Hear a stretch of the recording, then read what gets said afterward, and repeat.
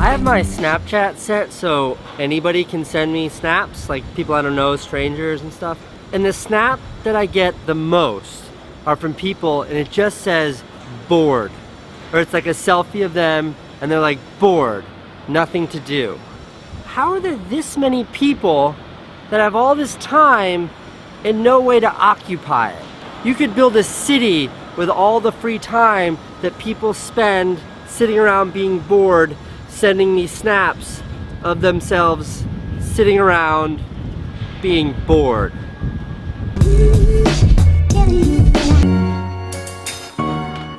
Can you read what that says? That is a fluorescent light that hangs above my office door that says work harder. It also says the same thing tattooed on my wrist, just in case I forget. Seneca said, "It's not that we have a short time to live, but that we waste a lot of it." Thank you, Ryan, for turning me on to that quote. And that pretty much sums it up. Right now it's go time for me. I want to maximize every waking second. I'm never going to get any younger, but right now I'm completely healthy, I'm full of energy, and who knows how long this will last. I doubt it's going to be like that when I'm 50 or 60 years old, so I want to do it now. With that, I wanted to share a little bit of my thinking behind that, like a little bit of the logic and then the mechanics behind maximizing, or my consideration for really maximizing every day. And I know that this is crazy person talk, but the truth is, the only time I really get bummed out or depressed is when I'm not being productive, is when I'm not accomplishing or doing or contributing in any way. Nothing makes me less happy than relaxation and sitting around with nothing to do. Time is the most precious resource. This is the most valuable thing I have, and that's why I'm so protective of my time. I think life is substantiated by whatever impact or whatever contribution you can make while you're alive. The finish line's the same for everyone. We're all ending up in the same place, but while we're here, what contribution can you make? Work and building things and making things and doing things and spending time with your family, those are the ways that I feel I'm contributing, that I'm accomplishing something. So why wouldn't I want to maximize my time as efficiently as possible to be as effective as I can with that? And that is why I say free time is the enemy of progress, because free time sitting around is not doing. And that's why I try to omit that entirely from my life. How do you get yourself out of a rut? Work. Work is the answer to a lot of problems. It cures depression, heartbreak, all those things. When you're in a bad place, I bury myself with work. The progress and the physical activity and the brain distraction, it like breaks me out of anything. Tell me how to succeed as in motivation. I can't tell you that. You have to find your own motivation. Can't rely on other people. Andrew wants to know, how do you surround yourself with the right people? That's a great question. I don't know how to surround yourself with the right people. What I do is like eliminate the bad people. If you're somebody that I don't want in my life, get out.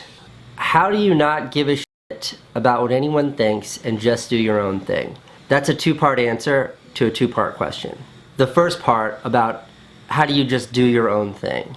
In life you have two options. You can do your own thing and stand out, or you can do what you're supposed to do, you can do what everyone else does, and you can fit in. There's nothing wrong with fitting in, but you're fitting into cultural or societal norms that were created by other people. Now, in some cases these norms are great, but in others they don't make sense. These norms, these rules, were created by someone just like you or someone just like me. I don't know who created these norms. Chances are they weren't anyone smarter than you or me. And if I'm not a fan of the way things are, I just do my own thing because I trust myself and I trust my perspective more so than that of other people. Part 2. How do you not give a shit about what people think of you?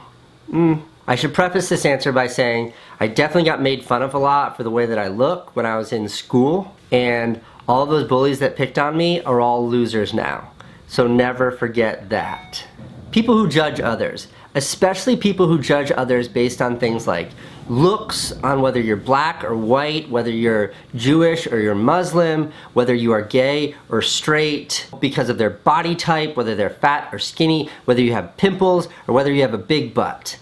These judgmental people, their opinions don't matter because they don't matter.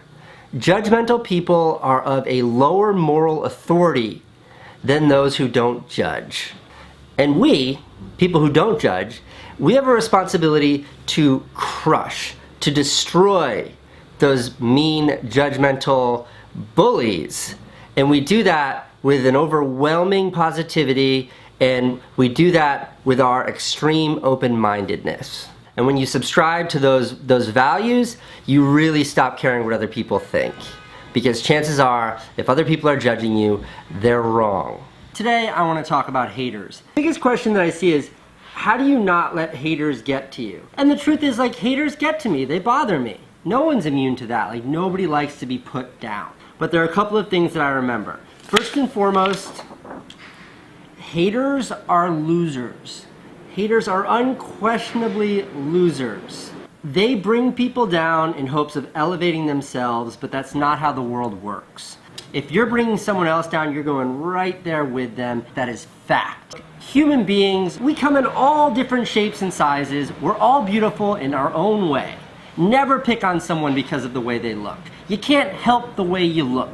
You've got to judge people by their substance, not by their superficiality. The prettiest girl in the world really stops being pretty if she's not interesting.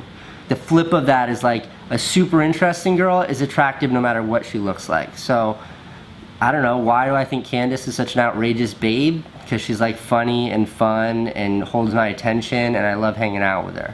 A great question that I really liked is, how have haters contributed to my success? You know, I think every time somebody puts you down, it makes you want to push harder to go back up. This is one of my favorites. Chelsea Peretti tweeted this. Haters are gonna hate, creators are gonna create. And that's probably one of the biggest frustrations of being a creator on YouTube, is that, like, we're the ones doing the work. You're just some typing in the comments. Like, while you're sitting there late at night in your underwear spreading hate across YouTube, we're up working. We're working really hard to make things, to put out there, to share ideas and share our perspectives. And you're just some dope, just some fucking dope sitting there putting other people down. Hating's really easy, creating is really hard. Happiness is the best revenge. Nothing drives people crazier than seeing someone have a good fucking life. And you know what? That's the truth. Jealousy and envy, that's behind most haters. They want what you have, they can't have it, so they hate on you. The more good you have, the more they hate on you, the more they push you down. Some thoughts in general. Give people the benefit of the doubt. Assume that they're being good. Assume that they're being positive. It makes you vulnerable, and every once in a while you will be proven wrong and you'll feel like a jerk because somebody who you thought was good turned out to be an asshole. But the truth is, the alternative is to be a negative, skeptical, cynical person. And there's enough cynicism in this world. I give everyone the benefit of the doubt. I always assume the best. And sometimes I'm wrong, and that makes me feel like a jerk. But I deal with it because it's a very small price to pay. Ignore the haters. Ignore them because they don't matter. They're small, weak, feeble people who are unhappy. They're deeply unhappy. They're hurt. Deep down, they're hurt. And hurt people hurt people. When you're hurt, you spread the hurt. And that's what they're doing. The next time you're being bullied, the next time you're the recipient of a hater's negativity, know this. Their punishment is their life. Something my brother used to say. Know that while they might be picking on you with a smile on their face, writing that comment with a snarky look on their face, when they lay in bed at night, they're not happy. They don't feel good about themselves. They're weak, scared little people, terrified about what tomorrow might bring. This idea is more of a fundamental, it's more of a principle. It's one of like my guiding rules in life. And I want to address it on this vlog because a lot of people in the comments below and whenever I do Q&As, a lot of people ask me about what they should do when they're sort of at any kind of fork in the road, at any sort of crossroads in life, and they need to make a decision, what should they do? And this is like big life decisions, not like what should I have for lunch today. In life, you should only ever be doing one of two things, and that is figuring out what you're most passionate about, like finding your dreams in life, and then two, realizing those passions, realizing those dreams. And the first one is much harder than the second one. If you know what you want to do, no big deal. You just commit your entire life to doing it, and you'll either get really close or you'll die trying. But figuring out what it is that excites you, what it is that you're most passionate about in life is really, really tricky. So how I approach it, and this is how I've always approached it. This is how I approached it when I was on welfare, when I was 17 years old. This is how I approached it when I was washing dishes, when I was 20. This is how I've approached my entire life. And that is to absolutely fixate on what it is that I want to be doing all day long, every day. Like, what am I doing right now? Is this exactly where I want to be? And by always checking with myself, always checking in, like always hitting that reset button, I can always be really confident in my actions because I know that my ambition is true. It's like that platitude, without a goal you can't score. I really believe in that because if you can't see like the goalposts, how do you know which way to kick the ball? Now, this is by no means a shortcut or a way to make life easier. Every time I've sort of made a big decision on what I wanted to do in life, or I've discovered a passion, it's been then like years of pain and years of struggle to realize or to even get myself on the course to realize that. When I first discovered filmmaking and I was like, this is all I want in life, I was 17 years old. I was on welfare. It took me a decade before I figured out how to make a living at it. When I decided that I didn't want to date anymore, I didn't want to be single, that I was unhappy, I wanted a family. It took me years to talk Candace into marrying me, and then actually us getting married, and then having a baby. So realizing it takes time, and realizing it requires commitment. But it's that first step, that first decision point that enables you to sort of realize the ambition, or at least begin the process to realize that ambition. This is something I do every day, even now. I'm 34 years old. I feel like I've come really far in life, but I want to go much further, and I'm constantly reevaluating my decisions and what I'm doing to make sure I'm on the path that I want to be on. So anyways, that's it. It's a pretty simple idea. It's something that I believe in to the point of it being like religion. I am always fixated on what am I doing and what do I want to be doing. And then that guides me. That is the lighthouse that I follow through the darkness. But your grasp should always be just outside your reach. What's the point in having ambitions if they aren't seemingly unattainable? The only thing in life that stands between you and everything you've ever wanted to do is doing it. All that stood between me and everything I've ever wanted to do in life was doing it. Let's chat a little about complainers. Generally, a complainer is a person who doesn't take responsibility for their own action. A complainer is someone who would always talk about why they failed instead of how to succeed.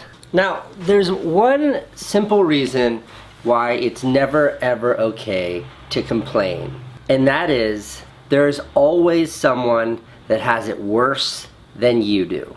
Let me give that a little context. So when I think about some of the things in my life that I'd want to complain about, some of the really hard things, and then I give them any sort of real world context, they aren't that consequential. Let me get really specific. When I was 16 years old and I had to drop out of high school to get a terrible job to support my new baby, that was pretty rough. You know, that is a big enough excuse for me to justify any actions I take in my life. I know, but I couldn't do this because. To embrace that as an excuse to complain. But the truth is that's not so bad. Dropping out of high school, like really not having much of a place to live, having no money, having a baby, being on welfare, like all those things really suck. But in the grand scheme of humanity, it's not that bad. Bear with me.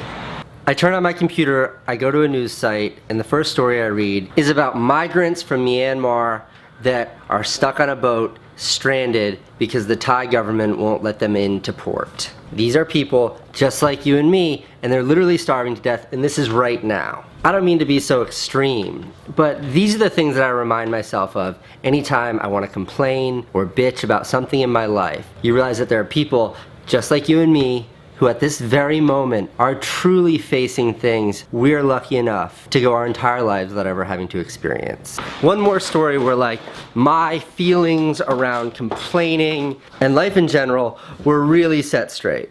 3 years ago I did this project, led like a very small relief mission to the Philippines after they had been devastated by Typhoon Haiyan. This is some of the video here. That was somebody's home.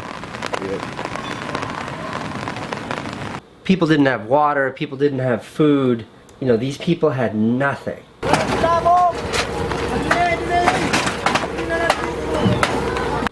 Their livelihoods, their life, their existence had totally been stripped away from them.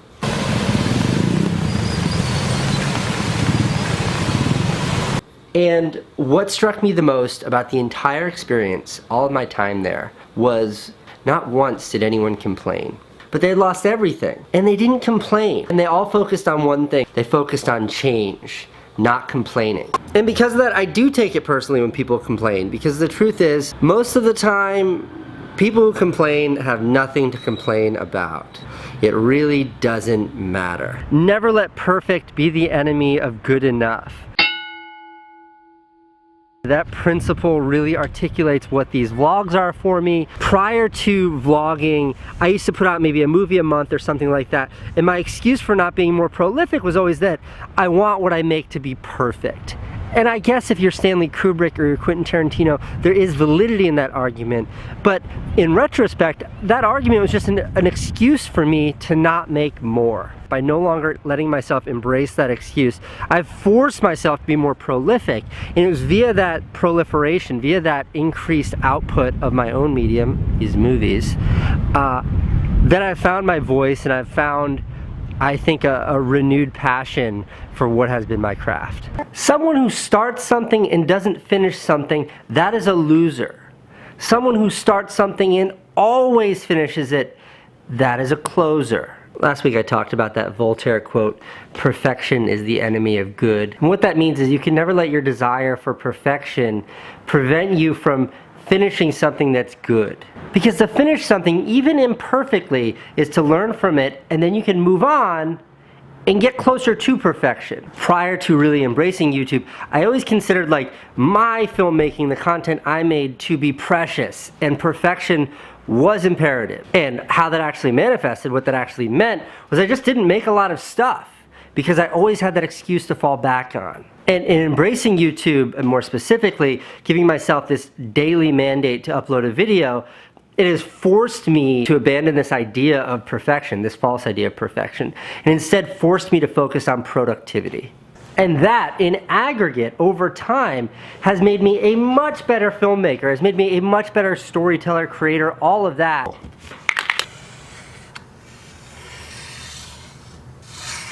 80% of the movie, that is the filming, like all the stuff with the camera, me out running around, like the idea, the concept, all that stuff. The first 80% of the movie is only 20% of the work. And the last 20% of the movie, which is for me the editing, the last 20% of the movie is 80% of the work. All the things that people typically associate with making a movie is really only the small part of the pie. And the big part of the pie, the Pac-Man part, this is finishing. This is closing. And this rule, by the way, this applies to everything in life. This applies to school, whether you're a painter or a musician, trying to write a song, trying to start a company. Entrepreneurship, this applies to. My business, this applies to. When you run a marathon, 26 miles, the first 22 is only 20% of the work. It's those last 4 miles that are 80% of the work. Work is my life, it's like my lifeline, it's like my energy source, my happiness source. Work is my everything. And since we got to Los Angeles, there's just been so many variables, like getting situated and the house, and Candace has been sick, the baby's been sick, Owen just got here. I haven't been as productive as I normally am. Productivity equals happiness. A lack of productivity, for me, equals, I don't know, somewhere between absolute frustration and rage. I like this question. Bosco wants to know, divide into percentage these factors to reach success. Natural talent, luck, and determination. Natural talent is highly overrated.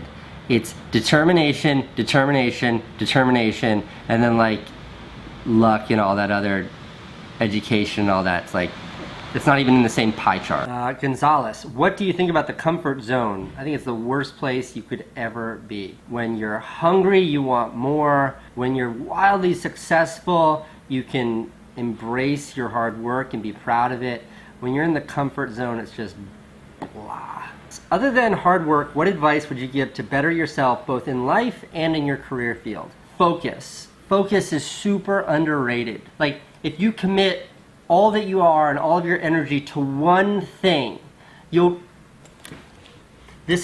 took this from a book called, I don't know what it's called, but it goes like this.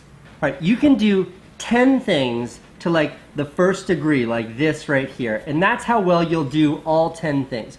Or you can do one thing to the 10th degree right there, and look how much better you do that.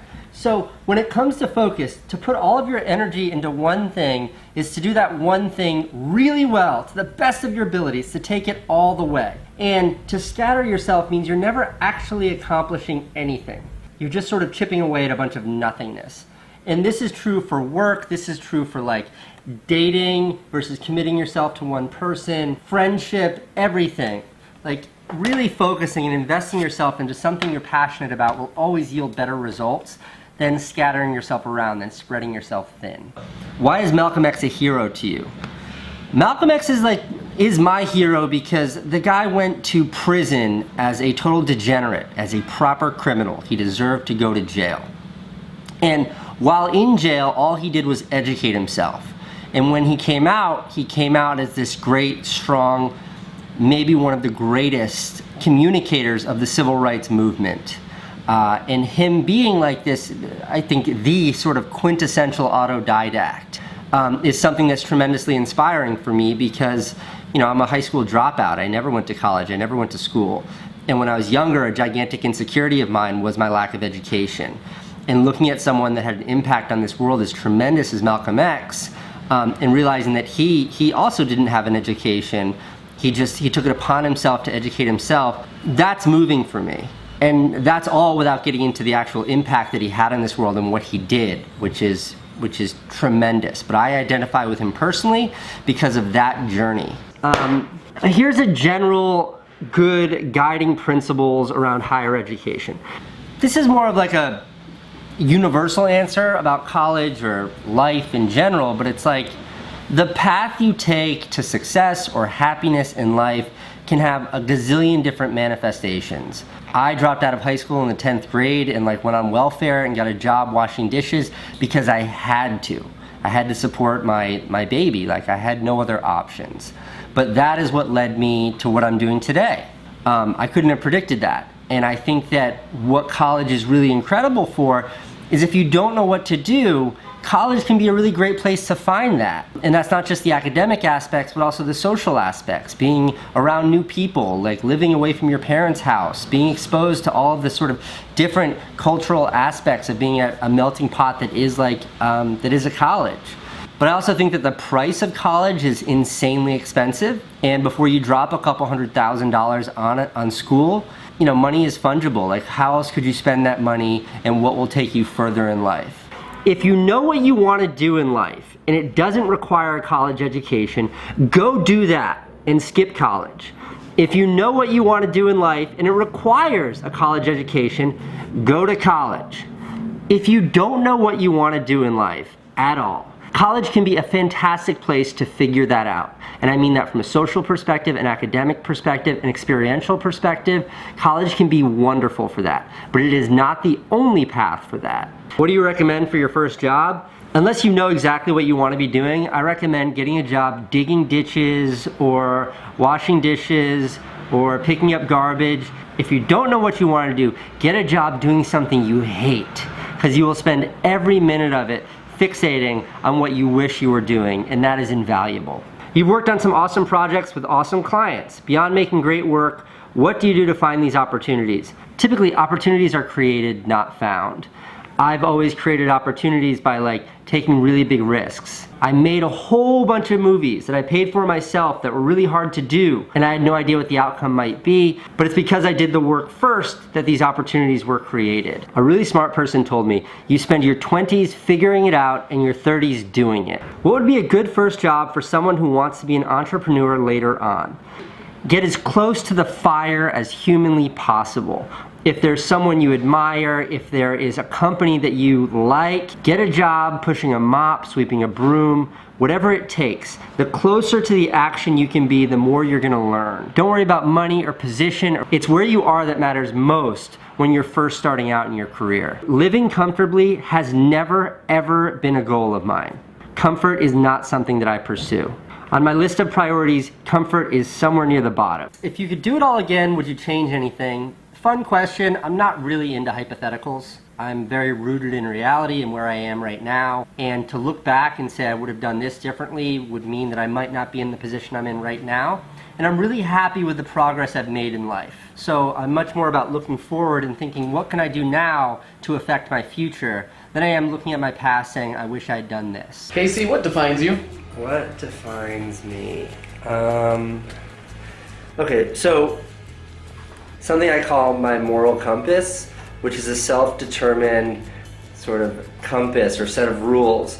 And every time I have a decision that I have to make in life, I check that decision against the moral compass. And if it's pointed in the right direction, I do that. And I usually don't have to question what I do, provided I'm constantly following that compass. Like, you get in a fight with the wife, I mean, like a big business decision. Like, as you get older in life, you have to make harder and harder decisions often. And if you have a compass to check them against, I think that you're able to sleep really well at night, because there's a light that's leading you. I'm like always in a place where I'm like constantly asking myself, if I only had this much more time, what would I look back and wish I had done differently? And then I like come up with an answer, and then I do that immediately, because I don't want to be full of regret if I find out that like my fuse is being shortened.